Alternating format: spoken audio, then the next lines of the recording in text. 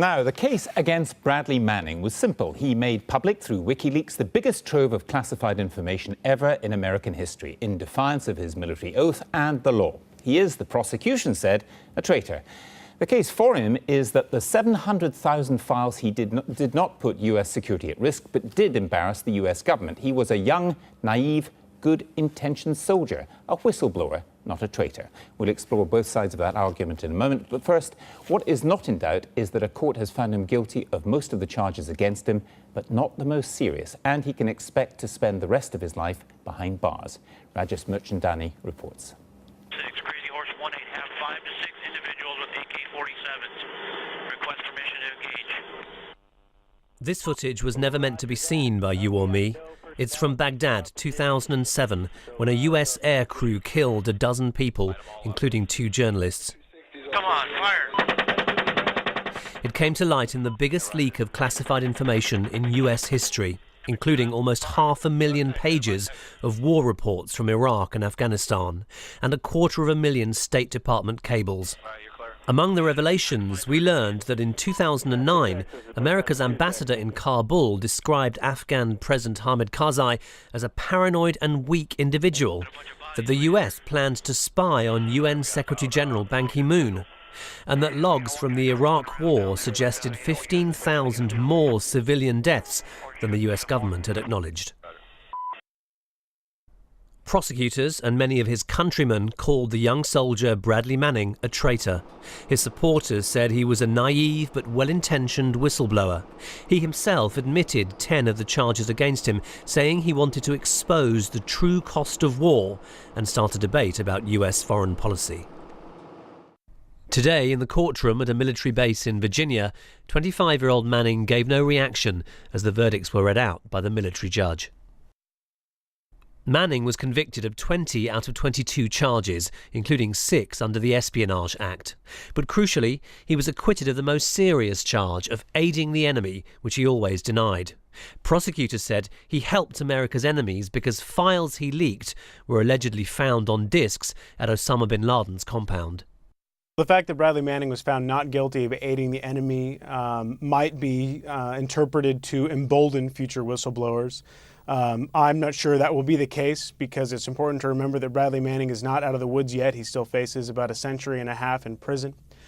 But future whistleblowers, there will be. The government is certainly concerned about that, and they very likely leveled the aiding the enemy charge at Bradley Manning in order to set a precedent. A little over 1 month ago, I had a family, a home in paradise.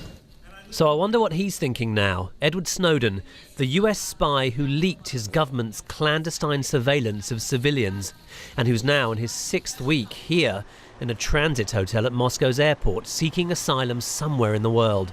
He's been helped by Julian Assange, the founder of WikiLeaks, who is himself holed up in the Ecuadorian embassy in London, and who put Bradley Manning's treasure trove online. Tonight on Twitter, WikiLeaks called the convictions dangerous national security extremism from the Obama administration. Some think the White House has more than the whistleblowers in its sights. US officials recently accused a Fox News reporter of being a co-conspirator after he reported classified information from a State Department source. The First Amendment of our Constitution says freedom of speech and the press. The courts have determined that speech covers whistleblowers, and the press, it speaks for itself. What we're seeing in some of these prosecutions and investigations is a war against the First Amendment, a chilling effect on the right of Americans to inform their government, their fellow citizens, appropriate officials, of official misconduct. Senators will soon debate new laws protecting journalists, but not people like Bradley Manning, who the government considers a traitor. He left court knowing he might have started a debate about freedom of information, but with a hefty prison sentence expected tomorrow, it may not be a debate he can be part of. Well, Daniel Ellsberg is a whistleblower who famously leaked the Pentagon Papers in 1971, which revealed details of America's actions during the Vietnam War. He joins us from San Francisco. And with us in Washington, D.C. is David Rifkin, a former White House attorney who served under Presidents Reagan and Bush. Mr. Ellsberg, do you accept that this is a just verdict against Bradley Manning? Not at all. I think that the 18 U.S.C. 793 D&E are blatantly unconstitutional when they're applied to whistleblowing, when they're applied to unauthorized disclosures to the public. I was the first person who faced that charge, and the leading attorney at that day of law of information, Melville Nimmer, said that the law was clearly unconstitutional in that unprecedented use. I would say the Constitution hasn't changed. No legislation has changed. The legal climate has changed, so it's less likely that Mel Nimmer's view would prevail in the Supreme Court today, but I think it was absolutely right. He should not have faced those views. He should not have faced those charges at all. Do you see him then? People see him as a traitor, some people do. How do you view him? All right, I think it's outrageous for an American under our Constitution to use that term. You know, it's a term, it's the only crime defined in our Constitution to limit it to what it was from what it was in the British Empire. And that was because the people who founded our Constitution were traitors in the eyes of King Emperor George III. We were founded by traitors.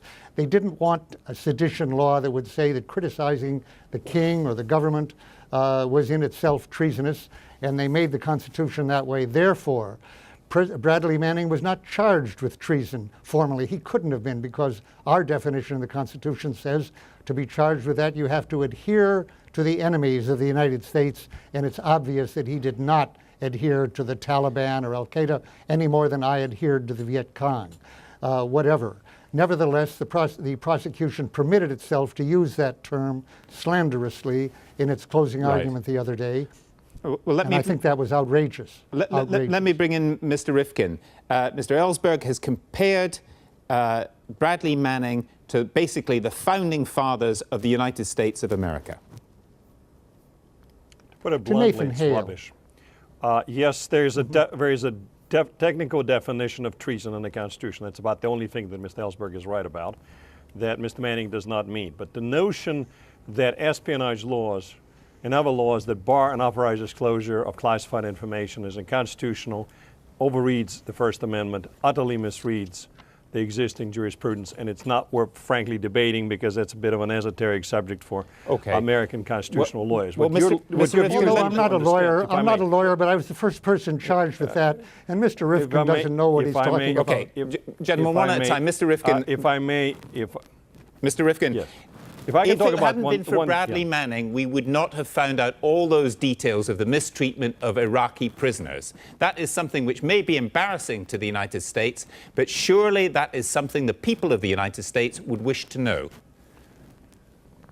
Let me say two things, which is I was trying to get out a second ago. Where the nation, forgive me, if we have a nation of laws, not men. We're also we're a nation of laws and not men. We're also a republic, a democracy. We're not an authoritarian or totalitarian regime. If you're confronted with evidence of wrongdoing, and by the way, I disagree with the characterizations, abuses at Abu Ghraib came out in ways that have nothing to do with Mr. Manning. But in general, I think both of our countries believe in the rule of law, in the procedures and rules. Who went and made Mr. Manning God? Who allowed him, let me finish please, Mr. Snowden, to take it upon themselves to decide that some horrific abuses have occurred, and they have a right to disgorge reams and reams of information in an effort to clean this up. Nobody elected them, nobody appointed them. In a democracy, that is not how you proceed, sir, and that is the most fundamental problem with these self-appointed prophets of openness. Daniel Ellsberg. The debate that is now taking place in the Congress, the 205 votes voting for the first time to rein in the NSA in a way that would not be taking place if Edward Snowden had done anything differently from what he did do. He had to be out of the country, as he saw from the example of Bradley Manning, or he would be in a cell incommunicado and not part of that debate right now. As a matter of fact, we owe Mr. Snowden a great debt for starting the possibility of remaining a democracy and not becoming the police state of which we now have the infrastructure, the architecture, the archives. Mr. Rifkin? Okay, let me say the following.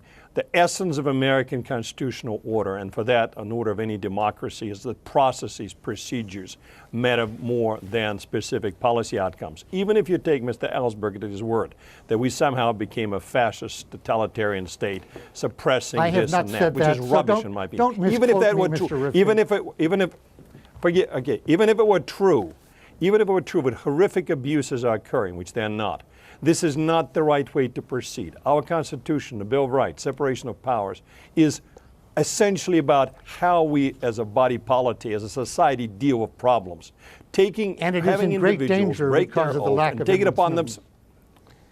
Right. Mr. Ellsberg, well, respect, sir, okay. you don't understand anything about American political system or political philosophy. Okay. Because it's, again, not about your outcomes. It's about how you go about solving problems. Do you believe, for example, if we have injustice, we should take arms and rise in rebellion to cure this injustice? Okay. I don't want to fight the war of independence all over again. Mr. Ellsberg, just briefly, what impact do you think this will have, and the Snowden case will have, on whistleblowers in the future?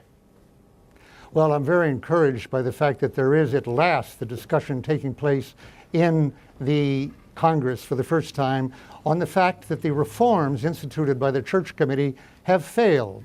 The FISA Amendment Court has failed as a use of the judicial to rein in the abuses of the NSA. The intelligence committees have failed. And in fact, the idea that President Barack Obama has said that 3 branches of government have participated in this, when what you have are secret briefings of a gang of 8 in the Congress, secret decisions on secret law by a secret court, the FISA Amendment Court, that constitutes oversight and separation of powers is simply absurd. Okay. The fact is that our secrecy system is put...